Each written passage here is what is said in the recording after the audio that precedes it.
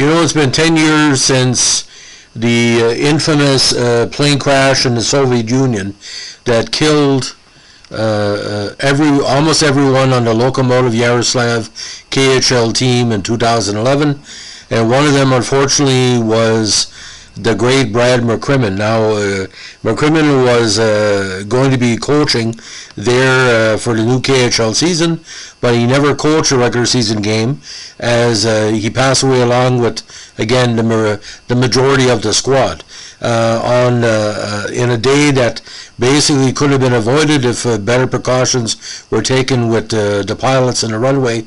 But we're not going to talk about his passing because we've already done a podcast on that you can listen to on the channel. But I believe he is probably deserving of making the Hockey Hall of Fame, not only because being one of the best defensive defensemen of his era, he is pretty well one of the most important defenders in Boston and Philadelphia in the late 70s and the early 1980s. Born March 29th in Dodson, Saskatchewan. Again, he played pro hockey for a number of NHL teams, again, besides the Bruins and Flyers, with Calgary, Detroit, Hartford, and Phoenix. Now, he was drafted 15 overall in a deep draft in 79 by the Boston Bruins. He achieved his great success in Calgary, where he was named the second-team All-Star in 88, played in the 88 All-Star game, and won the plus-minus award with a league leading total of plus 48. Again, in 89, he helped the Flames win their only Stanley Cup title. In his career, plus-minus of plus 444 is the 10th highest total in NHL history, and the highest among players not inducted into the Hockey Hall of Fame. Now, McCrimmon eventually turned to coaching following his playing career, serving as an AC with the New York Islanders for taking over as head coach of the WHL's Saskatoon Blades from 1998 to 2000. He then returned to the NHL as an AC, first with the Flames and then the Atlanta Thrashers, and finally the Red Wings. Now, he decided to leave the NHL to be coach of Lokomotiv of the KHL in 2011, but of course the plane crash ended that beautiful dream of taking his game, his style to the next level. Now, McCrimmon came to major prominence during his junior career at the age of 15 with the Prince Albert Raiders of the SJHL. He played 2 seasons with the squad, scoring 23 goals and 84 points. In his second season, 76, he was named the SJHL's Defenseman of the Year. For the 77 season, he moved up to Major Junior for the Brandon Wheat Kings of the Western Canada Hockey League. He scored 84 points in 72 games in his first WCHL season and added 13 points in 15 playoff games as the Wheat Kings reached the league title series, only to lose to Westminster. McCrimmon scored 97 points in 78 and 98 in 79. He was named the Defenseman of the Year in 78 and was named to the League All-Stars squad for both seasons. He also joined the Canadian junior team at the Worlds in each campaign. He recorded 2 assists in 6 games to help Canada win a bronze medal at the 78 tournament alongside Wayne Gretzky, and had 3 points in 5 games in 79, though Canada finished 6th place. Now, when McCrimmon is team captain, the Wheat Kings again reached the league title series in 79. He scored 28 points in 22 games to help Brandon win the President's Cup. The team advanced to the 79 Memorial Cup tournament, where they got to the final against the OHL's Peterborough Petes, and in the final he played virtually every minute of the contest, and I saw the game, I can vouch for it. His total ice time was 60 minutes, 38 seconds. He was off the ice only to serve a 2-minute penalty. Peterborough won the game 2-1 in overtime after McCrimmon lost the puck in a play he thought was icing was not called. Peterborough's Terry Bolvar stole the puck from him and scored the title-winning goal. Despite the loss, McCrimmon was named a tournament All-Star on defense. Now, he entered the 79 draft as a top 15 prospect and was selected 15 overall by the Bruins. He made his NHL debut on October 11, 79 in the team's opening night victory over the Jets. He had 5 goals and 16 points in his rookie year of 1980 and improved to 11 goals and 29 points in his second year. With only 9 points in the 82 season, McCrimmon had gained a reputation as a player who did not attack with the puck in the NHL. Following the retirement of Rogie Vachon, the Bruins needed a new goalie. They sent McCrimmon to the Flyers in exchange for Pete Peters on June 9, 82.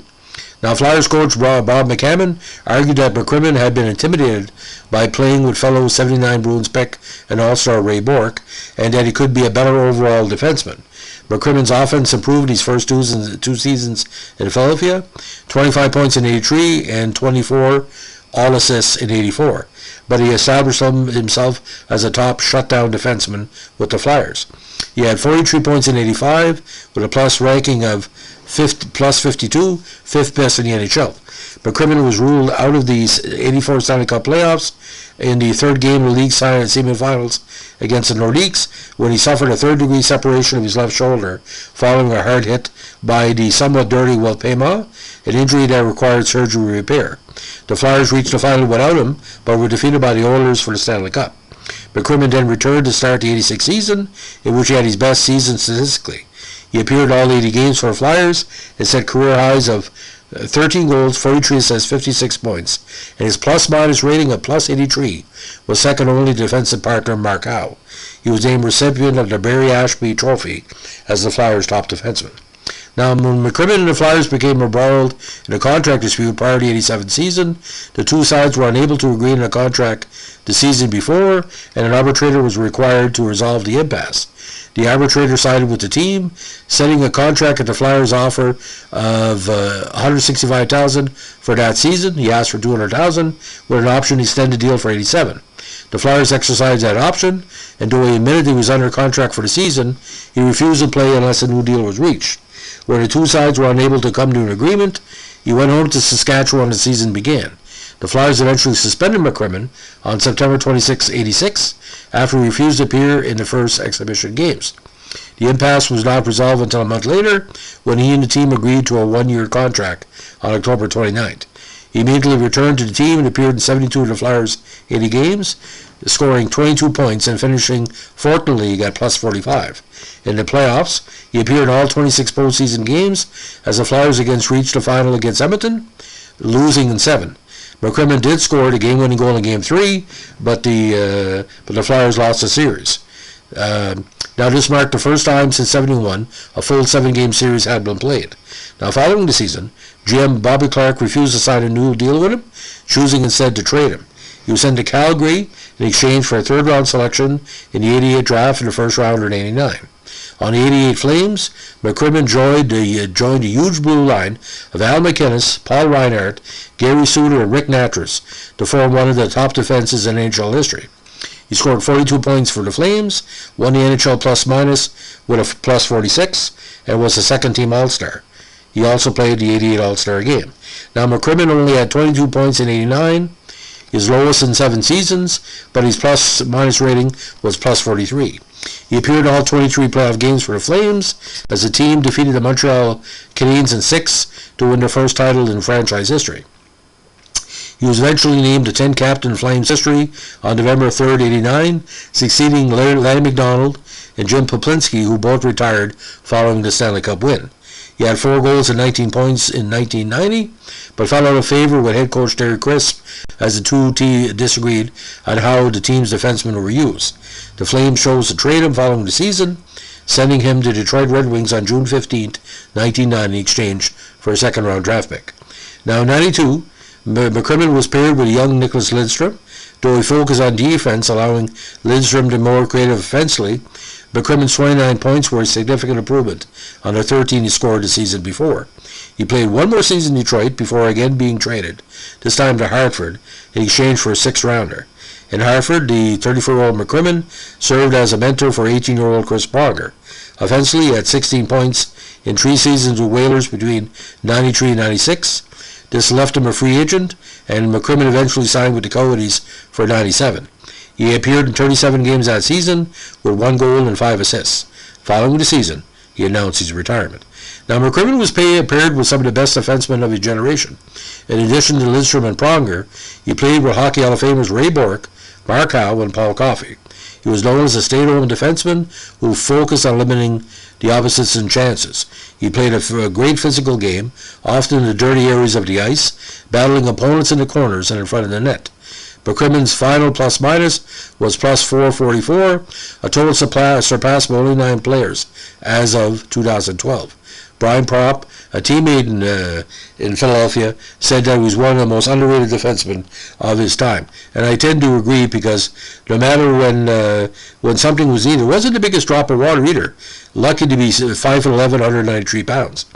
Now, when he went into the coaching career, again, we already talked about that. He was an AC to Mike Milbury for a couple of years. Then left to coach Saskatoon, where he coached 144 games, winning 50 and tying 15. Now, he coached the Blades to second place finish in the East in 2000, and a win over the Pats before the team were eliminated by the Calgary Hitmen in 2000. Now, returning to the NHL in 2000, he joined the Flames as assistant to Don Hay. He remained with the team for 2.5 years, serving under both Hay and successor Greg Gilbert, until the team replaced its coaching staff on December 3rd, 2002. He returned to the NHL in 2004 as an AC to the Atlanta Thrashers. He was then promoted to associate coach his fourth season with the team, as General Manager Don Waddell fired head coach Bob Hartley during the 2008 campaign. McCrimmon had been offered the Thrashers' head coaching position after Waddell's dismissal, but turned it down after the team failed to guarantee he would retain the position beyond the end of the season. Leaving the Thrashers, he signed a 3-year contract with the Red Wings in 2008 to serve as assistant coach. Now, again, he left Detroit on May 19, 2011, and was introduced as the new head coach of Lokomotiv of the KHL on May 29th. He hoped that coaching the Russian club would help to land an NHL head coaching position in the future. Of course, he never coached a game because of the fatal plane crash, which, again, a huge tragedy. Now, born in Dodsland, Saskatchewan, he grew up in a family farm near the village of Plenty. He often returned his hometown during his playing days, spending his summers training on the family farm. He also brought the Stanley Cup back to Plenty in '89 after winning it with the Flames, fulfilling a promise McCrimmon made to his grandfather as a youth. Now, hockey was a big part of McCrimmon's early life, as his father Byron was a longtime senior player and coach of the Rosetown Red Wings in Saskatchewan. The younger McCrimmon played for teams in both Plenty and Rosetown at the same time, often appearing on teams one level above his age. His younger brother Kelly is the general manager for the Vegas Golden Knights, and the pair played together as teammates with the Wheat Kings in 78-79. Now, nicknamed both Beast and Sarge, McCrimmon was often considered gruff and had a direct way of speaking that cultivated respect amongst his peers. According to former teammate Melanie McDonald, he was tough, boys. He was abrasive, but inside he was a big teddy bear, a big softie. McCrimmon's brother remembered him as a person who dedicated himself to his family, and of course, he left him on his wife Maureen, daughter Carlin, and son Liam. Now, rough stats, again, 5 years in the SJHL and WCHL. Best campaign was that 98-point regular season total with Brandon 79, with 33 points in 27 playoff games. With Boston, again, played in 3 consecutive playoffs, and he played in the playoffs for every season up until 92. Again, 3 years in Boston, 5 years with the Flyers, 3 years in Calgary, again the Stanley Cup in '89, some key years in Detroit, 3 years in Hartford, and again wrapping up at Phoenix. Now, on the international level, he played 11 games at the World Juniors with 1 goal, 4 assists for 5 points, and again the bronze in '78 with the Gretzky team. With the Blades, grand total 50, 76, and 15 in 144 games. Awards and honors, again, SJHL Defenseman of the Year, 76. WCHL Second All-Star Team in 77. Bill Hunter Award, 78. WCHL Defenseman of the Year. First Team All-Star to WCHL, 78 and 79. Memorial Cup All-Star Team in 79. NHL Second Team All-Star in 88. Plus the Plus-Minus Award, and the Barry Ashby Trophy, a very respected top defenseman for the Flyers. So, grand totals, 1,222 goals, games, 81 goals, 322 assists, 403 points for 1,416 minutes of penalties. In the playoffs, 116 games, 11 goals, 18 assists, 29 points, and again, the Cup in '89, the Stanley Cup final in '87, and of course in '85. So 3-time Stanley Cup finalists, 1-time Calgary champion. Detroit helped him rebuild that team towards the Stanley Cup winners, was a big part of the early Phoenix years. I really think he deserves to make it in the Hall of Fame, not only because of what he did, but the fact is he could be strong on the defense and still be an offensive threat. I'll give an example of what I mean. In his key years between 83 and 88, he had 25, 24, 43, 56, 39, and 42 points. But the plus minus again is just outstanding, because when you're playing with a key team like the Flyers and the Bruins, there's a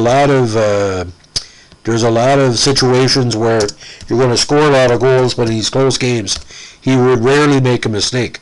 And I really don't think that the NHL knew what to. There wasn't any rules or any understanding what McCrimmon really offered. I'll give an example here. You're looking at plus minus, okay? 81 plus 27, then plus 4, plus 24, 19, 52, 83, 45, 48, 43, 18, 7, 39, and 21. So all the consecutive years he was on the positive side. He only had 2 seasons where he was on the minus, 1980 and 1994. And again, that plus 83, where he only had 56 points, so you do the rough math. And that wasn't even their Stanley Cup year, ladies and gentlemen. But over those years with the Flyers in Calgary, again, the 1989 season, okay, 99 games, plus 43 in the regular season, only 3 assists in the playoffs. But Montreal had no answer to the defense for Calgary. If you watch that 6-game series, 86, they had Calgary's number on defense. 89, no. There was no way Montreal could hold the puck, and they're always backing up. And aside of a great team in the third period, they'll get you. And all the key wins for Calgary against Montreal in 89 were the third period, what I call domination, where you're leading 2-1 and win 4-1, or leading 2-1 and winning 4-2. But Brad McCrimmon, I always wonder if he would end up coming back to the NHL. When I heard he was going to Russia, I said, well, okay, this might be interesting, because he's been assistant coach. He maybe had a bad experience in New York. He had bad experiences with Bobby Clark. But you look at the coaching level. He was an assistant coach literally for more than a decade. It was good he was with the Blades, but all of the 2000s, he was part, again, of franchises that were going places. And, Calgary, came back to Calgary, came back to Detroit. Atlanta had a good team with key players. But, not having somebody like him around, either retired and has unfortunately passed away, I can imagine the 10 years he would have lived if it would have been the bad incident there, what he could have gave to the KHL. I'm sure he could have brought a bastion of KHL players back with him in the NHL. Every team in the NHL has benefited from the various KHL experiences as coaching. My friend Gordy Dwyer coached at the KHL. Look at now, he's back in the Q. He's coached at he's still working towards that NHL job. But like I said, you coach at the K. That's great to look at because it reminds a lot of people of the open style of the NHL in the 1980s. And if you can coach in the K, you can coach any place. And that's what Brad wanted to do, but things happen, as we say, ladies and gentlemen. So that's the story of Brad McCrimmon. If you have any memories as Boston Bruins fans or Flyer fans or Detroit fans of his career, let me know. In Calgary, though, Montreal fans were scared of him because they couldn't knock him off the puck. I kid you not. I've watched that 6-game series over and over again, and that Calgary defense, 10 feet tall. Dana Merson, forget about it. McCrimmon, forget about it. Like I said, Reinhardt. Anyway, so that's again the story of the legendary Brad McCrimmon. If you like what we're doing, give us a like, comment, or subscribe. Have a good day. Bye.